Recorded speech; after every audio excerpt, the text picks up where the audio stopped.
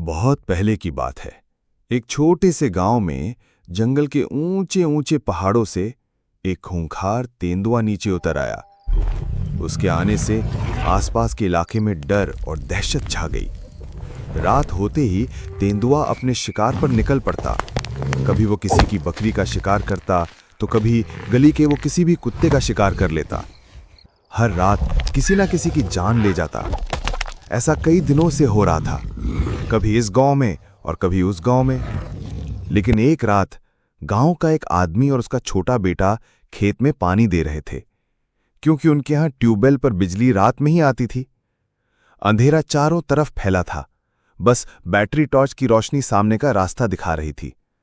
तभी एक खामोश परछाई पास आ रही थी। वो था तेंदुआ। उसकी नजर बच्चे को उठाने पर थी। दोनों रास्ते पर खड़े थे और अचानक दूर अंधेरे में दो पीली आंखें जुगनू की तरह चमकी। पापा का हाथ बैटरी पर मजबूती से जकड़ गया। तेंदुआ अब चुपचाप झुककर बैठ चुका था। उसकी चमकती आंखें सीधे उनकी आंखों में गड़ी हुई थीं। बच्चा डर के मारे अपने पापा की टांग से चिपक गया। पापा बिना हिले डुले कुछ देर तक वहीं खड़े रहे। उस वक्त फोन जैसी कोई चीज नहीं थी, किसी को मदद के लिए बुलाना नामुमकिन था। पापा को पता था, जंगली जानवर भागते हुए इंसान पर पीछे से हमला करना ज्यादा पसंद करते हैं, इसलिए वो स्थिर खड़े रहे। तभी अचानक झाड़ियों से एक गीदड़ निकला और वो भागने लगा। तेंदुआ पल भर में गीदड़ की ओर झपटा। इस मौके का फायदा उठाकर पापा और बेटा धीरे धीरे घर की ओर लौट आए। सुबह होते ही उन्होंने पूरे गांव को इकट्ठा किया और रात की पूरी घटना सुनाई। गांव वालों ने तय किया कि अगर अब भी कुछ नहीं किया गया तो अगला शिकार गांव का कोई इंसान भी हो सकता है। गांव के जवान लड़के और बूढ़े हाथों में लाठियां, भाले और जलती हुई मशालें लिए रात का पहरा देने लगे। लेकिन आधी रात होते होते खेतों के पास वाले घर से एक दिल दहला देने वाली चीख गूंजी। गांव के लोग भागते हुए वहां पहुंचे तो पता चला उस गरीब परिवार की 5 साल की मासूम, जो गहरी नींद में सो रही थी, उसे तेंदुआ उठा ले गया। मां की चीख पूरे गांव में गूंज रही थी और उसकी आंखों से बस खून के आंसू बरस रहे थे। गांव वाले मशाले लिए खेतों में दौड़े, लेकिन कहीं कोई निशान नहीं। सुबह हुई तो खेत के किनारे मिट्टी में ताजे पंजों के निशान मिले और उन निशानों को देखकर बूढ़ा किसान ठिठक गया। उसने कांपते हुए कहा, ये किसी साधारण तेंदुए के नहीं हैं। उसकी आंखों में डर था। 20 साल पहले भी ये तेंदुआ यहां आया था, किसी की तलाश में। जब तक उसे वो नहीं मिला, ये गांव छोड़कर नहीं गया। तब एक शिकारी ने इसके बच्चे को जंगल से उठा लिया था और जब तक वो बच्चा इसे वापस नहीं मिला, ये खून की प्यासी परछाई इसी गांव में मंडराती रही। बूढ़ा किसान गहरी सांस लेकर बोला, अगर ये वही है तो इस बार भी ये खाली हाथ जंगल नहीं लौटेगा। और फिर उसकी आवाज धीमी लेकिन भारी हो गई, अब हमें पता करना है कि ये किस वजह से आया है। गांव के चौपाल पर आग सुलग रही थी और उसके चारों ओर बैठे थे शिकारी। हर चेहरे पर डर और आंखों में सवाल। गांव के बुजुर्ग ने एक एक शिकारी से पूछा, क्या तुम में से किसी ने उस तेंदुए का कुछ लिया है? सब ने गर्दन हिलाकर ना में जवाब दिया। लेकिन एक शिकारी उस बैठक में आया ही नहीं। वो जो कभी जंगल का सबसे बेरहम शिकारी था, जिसने सालों पहले उसी तेंदुए के बच्चे को मार दिया था। अब वो अपने जर्जर घर में दरवाजे बंद कर अंधेरे में छुपा बैठा था। उसका कांपता शरीर और उसे मौत साफ दिखाई दे रही थी, क्योंकि वो जानता था ये तेंदुआ किसी मासूम की तलाश में नहीं, बल्कि उसी के लिए आया है। और इस बार वो खाली हाथ जंगल नहीं लौटेगा। गांव ने शहर से मशहूर शिकारी राघव सिंह को बुलाने का फैसला किया। राघव सिंह शिकारी गांव में आता है और गांव वालों के साथ मिलकर खेतों में जाल बिछाया। उसने लकड़ी की पट्टियों से एक कमरे जितना बड़ा बॉक्स बनाया और उसका गेट ऊपर की तरफ खुलता था। गेट खोलकर उसने उसके अंदर एक बकरी को चारे के रूप में बांध दिया और गेट की रस्सी को उसी बकरी की गर्दन से कस दिया, ताकि जैसे ही तेंदुआ बकरी पर झपटे, उसकी गर्दन खिंचते ही रस्सी गेट गिरा दे और तेंदुआ उसी जाल में कैद हो जाए। लेकिन हर कोई जानता था, अगर ये जाल फेल हुआ तो अगला शिकार शायद कोई इंसान होगा, और उन्हें ये नहीं पता था कि उनकी हर चाल, उनकी हर सांस कोई पहले से देख रहा है। खेतों के उस पार अंधेरी झाड़ियों में दो चमकती आंखें सब पर गड़ी थीं। हर खटखट, हर आवाज, हर हलचल तेंदुआ सब महसूस कर रहा था। ये तेंदुआ कोई आम जानवर नहीं है।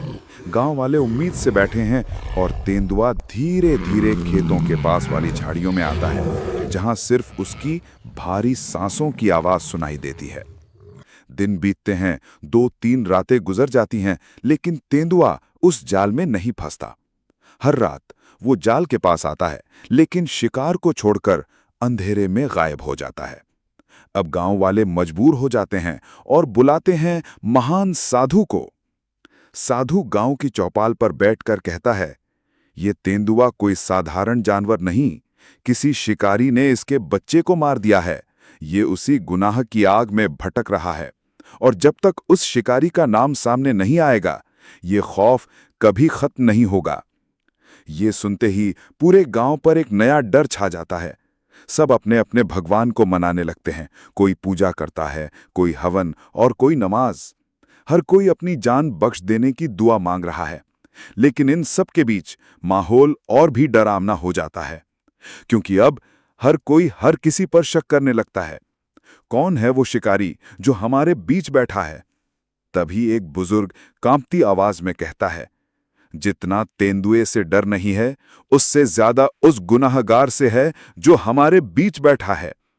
गांव के लोगों के चेहरों पर सन्नाटा छा जाता है, क्योंकि अब डर सिर्फ बाहर जंगल में नहीं, बल्कि गांव के भीतर उनके बीच भी जिंदा हो चुका है। गांव वाले एक एक करके शिकारियों से पूछताछ करते हैं। तभी उन्हें पता चल जाता है कि असली गुनहगार कौन है। वो शिकारी जो अब अपने ही कमरे में बंद होकर कांपते हुए बैठा है।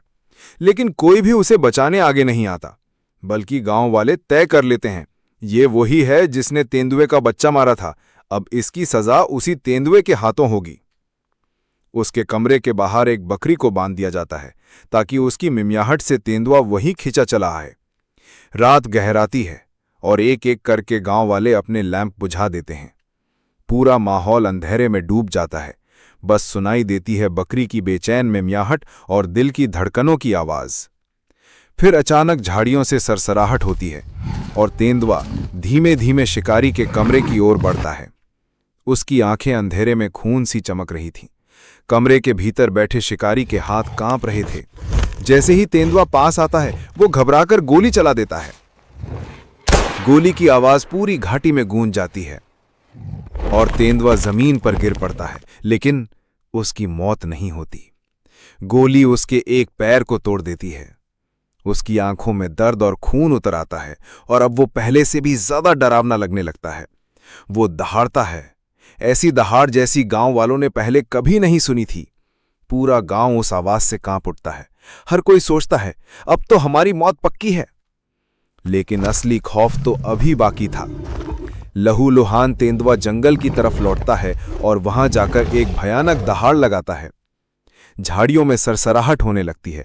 फिर चारों दिशाओं से चमकती हुई आंखें दिखाई देती हैं और धीरे धीरे अंधेरे से निकलते हैं 3 और खूंखार तेंदुए। अब वो अकेला नहीं था, अब उनकी संख्या 4 हो चुकी थी।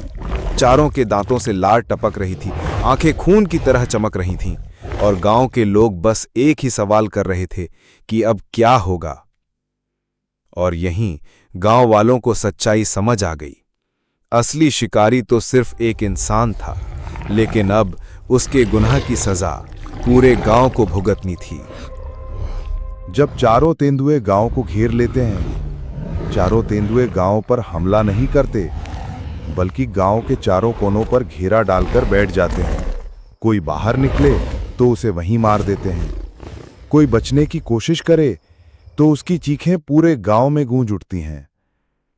धीरे धीरे गांव वाले खुद ही भूख, प्यास और डर से टूटने लगते हैं। और फिर तेंदुए रात में गांव के बच्चों को खास निशाना बनाना शुरू करते हैं, क्योंकि जैसे इंसानों ने उनके बच्चे को मारा था, वैसे ही अब वो इंसानों के बच्चों को मारेंगे। बच्चे जब गायब होने लगते हैं तो गांव वालों की हिम्मत पूरी तरह टूट जाती है, और तब एक भयानक सच सामने आता है। जब तक असली शिकारी जिंदा है, ये तेंदुए कभी नहीं रुकेंगे। गांव को बचाने के लिए गांव वाले उस शिकारी को पकड़कर खेत के बीचों बीच एक पेड़ से बांध देते हैं, और फिर उसी रात तेंदुए आते हैं और उसी शिकारी को मार डालते हैं।